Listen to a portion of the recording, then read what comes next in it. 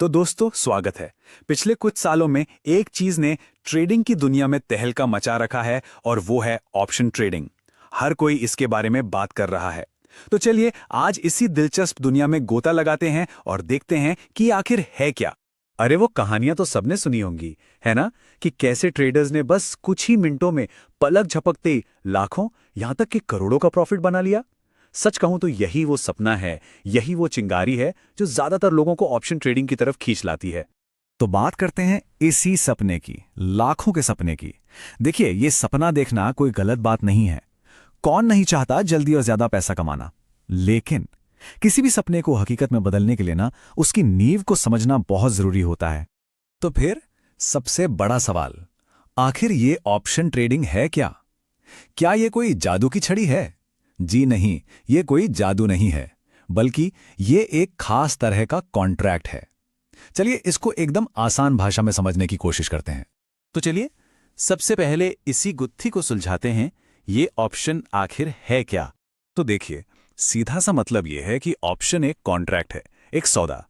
इसमें होता क्या है कि एक छोटी सी फीस दी जाती है, जिसे बाजार की भाषा में प्रीमियम कहते हैं। और इस प्रीमियम के बदले में खरीदने वाले को एक अधिकार मिल जाता है, किसी चीज को खरीदने का या बेचने का।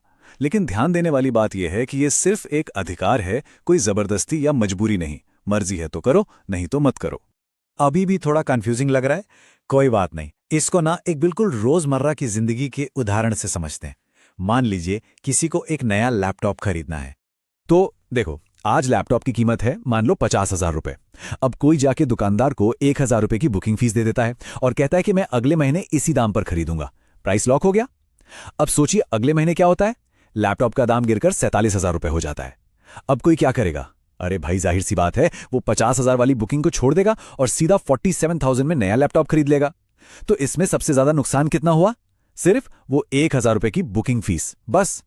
दोस्तों, ऑप्शन ट्रेडिंग का जो बेसिक कॉन्सेप्ट है ना, वो बिल्कुल यही है। ठीक है, कॉन्सेप्ट तो समझ आ गया, लेकिन ऑप्शन ट्रेडिंग करने के लिए इसकी भाषा, इसके कुछ जरूरी शब्द सीखने पड़ेंगे। चलिए फटाफट से वो भी देख लेते हैं।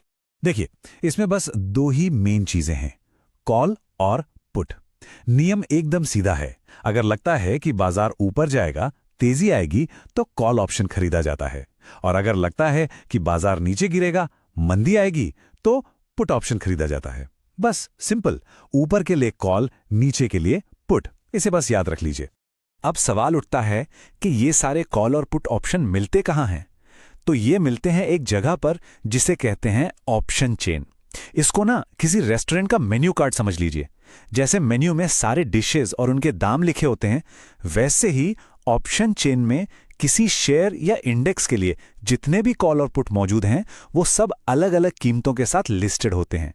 इन कीमतों को स्ट्राइक प्राइस कहते हैं। तो हर सौदे की तरह यहां भी दो लोग होते हैं, एक खरीदने वाला और एक बेचने वाला, ऑप्शन बायर और ऑप्शन सेलर। और आपको बताऊं, ऑप्शन ट्रेडिंग में इन दोनों का जो खेल है ना, वो बहुत ही दिलचस्प है। अब एक बहुत ही मजेदार बात देखिए, बाजार में जितने भी लोग ट्रेड कर रहे हैं, उनमें से करीब करीब 80% लोग ऑप्शन खरीदने वाले होते हैं, मतलब ऑप्शन बायर। और ऐसा क्यों? क्योंकि ऑप्शन खरीदने में पैसा बहुत कम लगता है। वहीं दूसरी तरफ ऑप्शन बेचने के लिए, यानी सेलर बनने के लिए लाखों रुपए की जरूरत पड़ती है।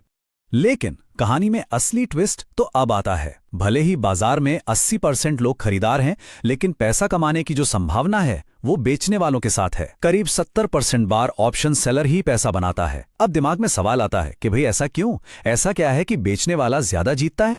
ये टेबल देखिए, ये पूरी कहानी साफ कर देगी। एक तरफ है ऑप्शन बायर, जो कम पैसे लगाकर आता है और उसका रिस्क भी लिमिटेड है, मतलब जितना पैसा लगाया बस उतना ही डूबेगा। लेकिन उसके जीतने का चांस सिर्फ 30% है। वहीं दूसरी तरफ है सेलर, वो बहुत ज्यादा पैसा लगाता है और उसका रिस्क अनलिमिटेड है, मतलब नुकसान की कोई सीमा नहीं। लेकिन मजे की बात यह है कि उसके जीतने का चांस 70% है ना, एकदम उल्टा खेल। तो आखिर सेलर के पास ऐसा कौन सा जादू है?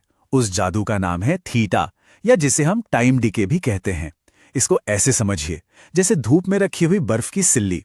भले ही कुछ ना करे, समय के साथ वो पिघलती रहेगी, छोटी होती रहेगी। बिल्कुल यही होता है ऑप्शन के प्रीमियम के साथ। हर गुजरते दिन के साथ उसकी वैल्यू थोड़ी थोड़ी कम होती जाती है। और ये जो पिघलकर कम हुई वैल्यू है ना, ये सीधा बेचने वाले यानी सेलर की जेब में जाती है। इसीलिए कहते हैं कि समय हमेशा ऑप्शन सेलर का दोस्त होता है। तो इतनी सारी बातें समझने के बाद सवाल आता है कि जीतने के लिए क्या किया जाए, क्या रणनीति होनी चाहिए। चलिए इसे समझने के लिए ऑप्शन बाइंग के फायदे और नुकसान दोनों पर एक नजर डालते हैं। तो सबसे पहले बात करते हैं फायदों की। सबसे बड़ा अट्रैक्शन क्या है? पहला, लिमिटेड लॉस, मतलब नुकसान सिर्फ उतना ही होगा जितना प्रीमियम दिया है, उससे 1 पैसा ज्यादा नहीं। दूसरा, अनलिमिटेड प्रॉफिट, अगर सही ट्रेड पड़ गया तो मुनाफे की कोई सीमा नहीं है। और तीसरा, हाई लेवरेज, यानी कम पैसे में भी एक बड़ी पोजीशन को कंट्रोल करने का मौका मिल जाता है। लेकिन जैसा कहते हैं, हर सिक्के के 2 पहलू होते हैं। अब देखते हैं नुकसान। सबसे बड़ा खतरा, प्रीमियम 0 हो सकता है। जी हां, अगर बाजार आपकी सोच के हिसाब से नहीं चला तो लगाया हुआ पूरा का पूरा पैसा 0 हो सकता है, मतलब पूरी इन्वेस्टमेंट खत्म। और दूसरी बड़ी बात जो हमने अभी सीखी, टाइम, समय हमेशा बायर के खिलाफ काम करता है। वो थीटा वाला जादू याद है ना? और एक बात हमेशा याद रखनी चाहिए, ऑप्शन ट्रेडिंग एक जीरो सम गेम है। इसका मतलब क्या है? इसका मतलब यह है कि यहां पैसा कहीं से पैदा नहीं होता, पैसा सिर्फ एक की जेब से निकलकर दूसरे की जेब में जाता है। अगर कोई 1 लाख रुपए कमा रहा है तो इसका सीधा सा मतलब है कि कोई दूसरा 1 लाख रुपए गंवा रहा है। तो आखिर में बात घूम फिरकर एक ही जगह आती है, सफलता यहां किस्मत का खेल नहीं है। ये सब कुछ सीखने, समझने और सही रणनीति बनाने पर टिका है। जो इस बाजार के गणित को समझ गया, वही यहां का असली किंग है, वही असली खिलाड़ी है। तो अब असली सवाल खुद से पूछने वाला है, क्या बस किस्मत के भरोसे इस खेल में उतरना है, या फिर इसके पीछे के गणित को सीखकर, समझकर इसमें महारत हासिल करने के लिए सब तैयार हैं? फैसला अब खुद करना है।